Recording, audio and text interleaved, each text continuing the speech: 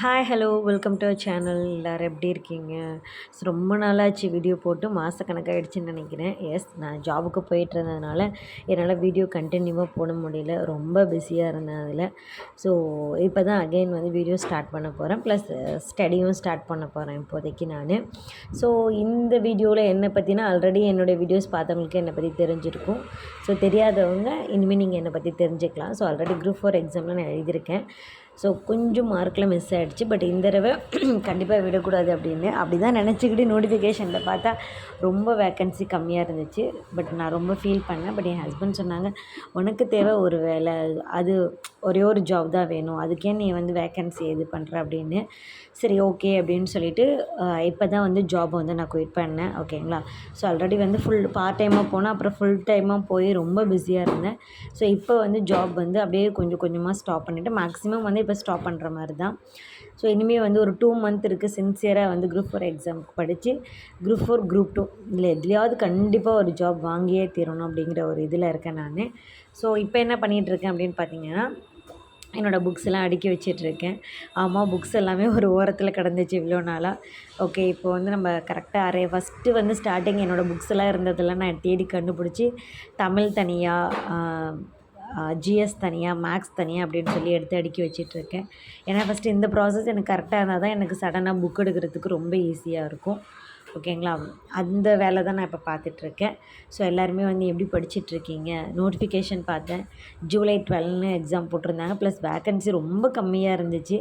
ரொம்ப எனக்கு ஃபீலாக இருந்துச்சு. ஏன்னா ஒரு 10,000 இருக்கும்போதே ஜாப் கிடைக்குமான்னு கஷ்டப்பட்டுட்ருந்தேன். இப்போ ரொம்ப 4,000, அதுவும் இந்த டைப்பிஸ்ட் இதெல்லாம் ஜாப் போக வெறும் 2,000 தான் இருக்குது. ரொம்ப கஷ்டமாக தான் இருந்துச்சு. பட் கண்டிப்பாக வந்து இன்க்ரீஸ் பண்ணுவாங்கன்னு ஒரு ஹோப், நம்பிக்கை இருக்குது கண்டிப்பாக.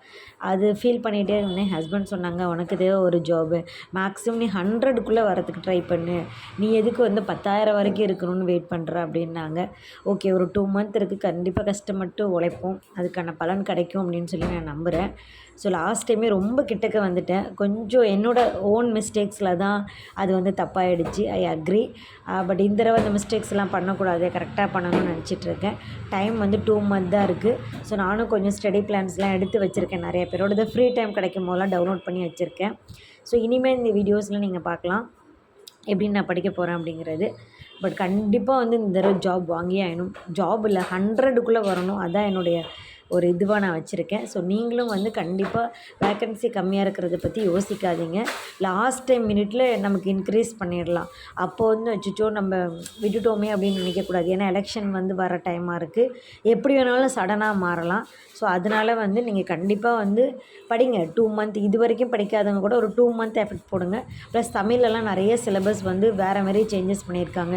முன்னாடி மாதிரி புக்கு ஃபுல்லாக படிக்கணும்னு அவசியம் இல்லை. நல்ல ஒரு அண்டர்ஸ்டாண்டிங் இருந்தாலே, கிராமர்லலாம் ஒரு நல்ல அண்டர்ஸ்டாண்டிங் இருந்தாலே நம்ம நல்ல தமிழில் இந்த தடவை ஸ்கோர் பண்ணலாம். அண்ட் ஜிஎஸ் பார்ட் வந்து நிறைய கரண்ட் அஃபேரோடு இந்த தடவை இன்க்ளூட் பண்ணியிருக்காங்க. ஸோ அதெல்லாம் வந்து இனிமேல் வரப்போகிற வீடியோவில் பார்க்கலாம். ஏன்னா நானும் இனிமேல் தான் எல்லாமே அரேஞ்ச் பண்ணி படிக்க போகிறேன். ஓகேங்களா? ஸோ புக் அரேஞ்ச் பண்ணிவிட்டேன். அடுத்தது வந்து ஷெட்யூல்டு வந்து போடணும். சில யூடியூப் சேனல் பார்த்துட்டு இருந்தேன். ஓகேங்களா?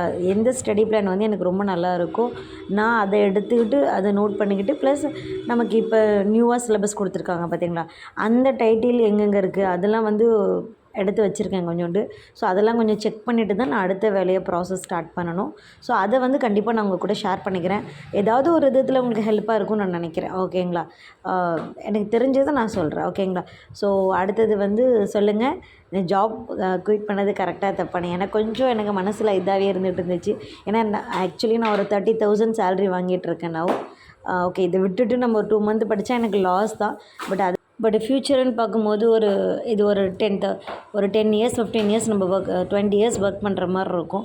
ஸோ அதை நினச்சி தான் நான் இதை வந்து இந்த ஜாபுக்காக செலக்ட் பண்ணி படிச்சுட்ருக்கேன். ஏன்னா நான் ஸ்விக்கியில் ஒர்க் பண்ணிகிட்ருக்கேன், இன்ஸ்டாமார்ட்டில்.